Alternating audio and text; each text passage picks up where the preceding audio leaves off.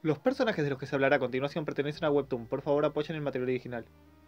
Hola constelaciones, qué gusto verlas sintonizando este canal una vez más. El escenario de hoy tiene las condiciones bastante simples de superar. Dar like, comentar y suscribirse si no lo estás. A cambio te recompensaré con una curiosidad al final del video. Ahora te daré un momento para suscribirte y no olvides darle a la campanita para no perderte futuros videos. ¿Ya lo hiciste? Entonces, comencemos. La religión cristiana es una que existe dentro del mundo electroomnisciente, siendo que Donsha incluso la referencia luego de su muerte en el octavo escenario, mencionando que podría incrementar el poder de los mitos de Edén si dijera que Skin Donsha revivió con la bendición de Cristo. Sin embargo, a pesar de esta mención y que conocemos la nebulosa de Edén que está llena de ángeles y arcángeles de la mitología cristiana, nunca durante toda la novela se nos presenta a los seres más importantes de estos relatos, siendo Cristo y su padre, Dios. Durante el banquete de las constelaciones, algunas personas pensaron erróneamente que la constelación Señor del 25 de diciembre era Jesús, pero Donsha menciona luego que este es Mitra de la nebulosa Vedas. Esto llega a tal punto que la constelación más poderosa de Edén no es otra que Metatron, también conocido como el Escriba del Cielo, portador de uno de los 5 fragmentos del muro final y líder de todos los ángeles y arcángeles. Pero esto nos deja con una duda. ¿Cómo es posible que Metatron sea la constelación más poderosa de Edén cuando no es tan conocido como Jesús o el mismo Dios? Teniendo en cuenta que la religión cristiana es conocida a nivel mundial, incluso si no eres un creyente de esta religión y no te has estudiado ni la jerarquía angelical ni nada de eso, debes conocer a Cristo de forma obligatoria al estudiar historia, ya que la misma marca el tiempo en base al nacimiento de Cristo, contando los años como antes de Cristo o después de Cristo. Y sabiendo que todas las historias dan como resultado la formación de una constelación cuando son numerosas y enfocadas en un solo ser, ¿cómo es posible que nunca viéramos la constelación representativa de Jesucristo y de su Padre? Existen dos respuestas posibles para esta pregunta, la simple y aburrida o la complicada y llena de spoilers, pero interesante. La simple y aburrida es que los autores no quisieron incluirlas, ya sea por uno de dos motivos, siendo el primero porque todo lo que representa esta religión podría tenerle problemas, ya que la gente más conservadora de la misma tiende a escandalizarse por cualquier mención negativa de sus ídolos, es decir, de Jesucristo y de su Dios. Y teniendo en cuenta cómo funcionan las constelaciones en este mundo, eventualmente sí o sí el grupo de Donsha tendría que verlos como enemigos. Y si no los vieran como enemigos, como en el caso de Uriel, de todas formas al final tendrían que ser sacrificados o derrotados o incluso empatar por lo menos en una batalla con otra constelación del mismo nivel, lo que generaría un escándalo de igual manera. Después de todo, para que se pongan del lado de Donsha, para que sean sus enemigos o para que sean neutrales de cualquier manera, tienen que haber dejado pasar atrocidades de otras constelaciones en cualquier ámbito. Es algo que incluso Donsha le menciona a Uriel durante el 10º escenario, que ésta vio sufrir a varias encarnaciones y no interfirió, dejando así que las constelaciones son de carácter ambiguo, caprichoso y que se mueven por su propio beneficio.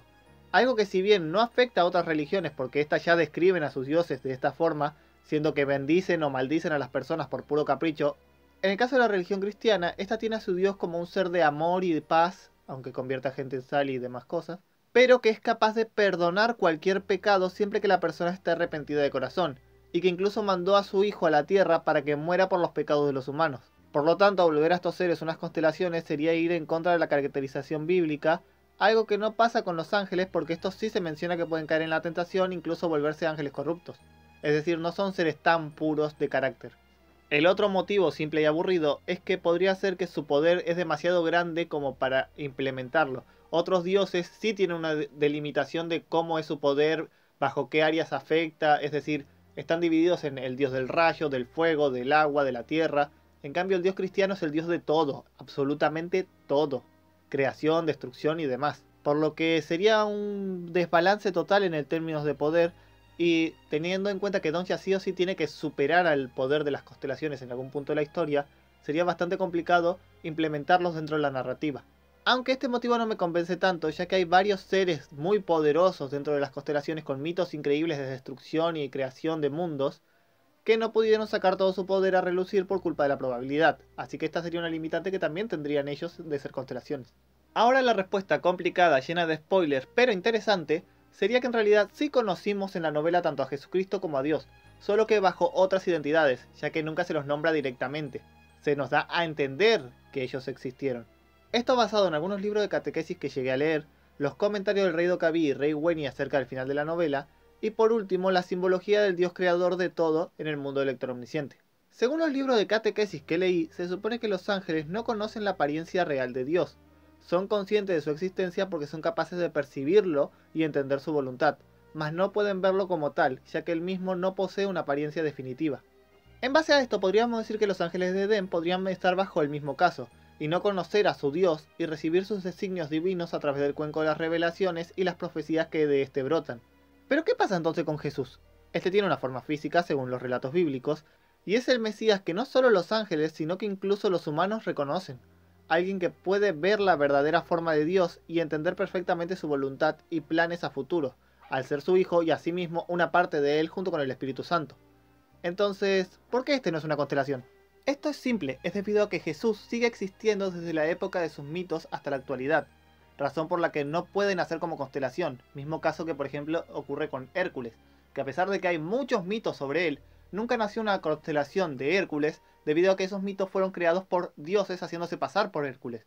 Y hasta que no desaparezcan todos esos dioses, las historias no pueden crear una constelación llamada Hércules, porque los que realmente hicieron esas historias todavía siguen existiendo.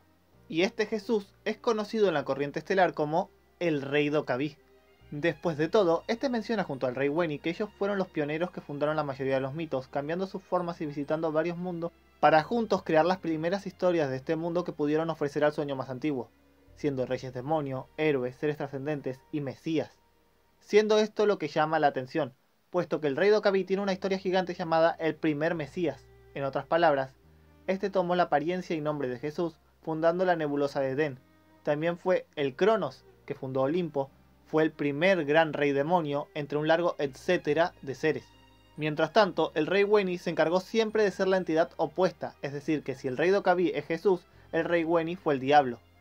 Una vez que las historias tuvieron sus fases completas, ellos dos simplemente desaparecían y comenzaban otra historia en otro mundo, hasta que finalmente su intervención dejó de ser necesaria, ya que otros seres comenzaron a crear historias usando de base la que ellos habían dejado, siendo así que el rey Dokkaebi se ocultó detrás del muro final, y el rey Weni, aunque quiso, no pudo acompañarlo, vagando y tomando varias formas hasta volverse Loki de la nebulosa Asgard.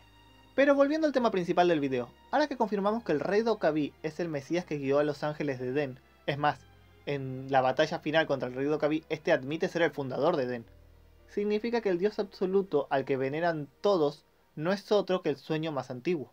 Lo que tiene sentido, ya que, así como se dice que Jesús era el único que conocía la verdadera forma de Dios, el rey Dokkaebi es el único ser dentro de la novela que puede tener una conversación y usar los poderes del sueño más antiguo hasta cierto punto. Como cuando hizo aparecer la mano de este y tiró como si fuera un misil un crayón con el que él dibujaba. Siendo esa la razón por la que varios seres principales de cada nebulosa nunca aparecen en toda la novela, como por ejemplo el rey demonio que está primero en la lista de los 72 reyes demonio, ya que estos no son más que representaciones del sueño más antiguo y del rey Dokkaebi que crearon para formar así las primeras historias. Lo mismo va para Cronos de Olimpo. Si el rey Dokkaebi fue Cronos, significa que en los mitos donde aparece el padre de Cronos, que si no recuerdo mal el nombre es Urano, entonces Urano tendría que ser el sueño más antiguo. Aunque ahora que lo pienso, hay un mito donde Cronos le cortó las partes de abajo a Urano y de ahí nació Afrodita. Curioso. Además de que Afrodita existe en el mundo del lector omnisciente. Me pregunto cómo vendrá a ser eso. ¿Será por eso que King Dong nunca consigue pareja? Dicho eso, felicidades por completar el escenario, ahora se computará su recompensa. La almirante naval originalmente no pertenecía a ningún club deportivo de la escuela, sino que esta revela durante la regresión grupal que solía pertenecer al club de proyección de la escuela y a cambio estos les dejaban transmitir la música que ella quisiera. Así que a diferencia de la jueza de la destrucción, ella aprendió a usar la espada una vez que comenzaron los escenarios y no tenía ninguna formación antes de esto. Y bueno, eso es todo por este video. Antes de irme, me gustaría pedirles que observen los videos que están en pantalla y si no los han visto, les den clic y los observen. También son de lector omnisciente y les he puesto todo el amor posible. Dicho eso, el rey Dokkaebi se despide y les desea que tengan la bendición de las historias. Adiós.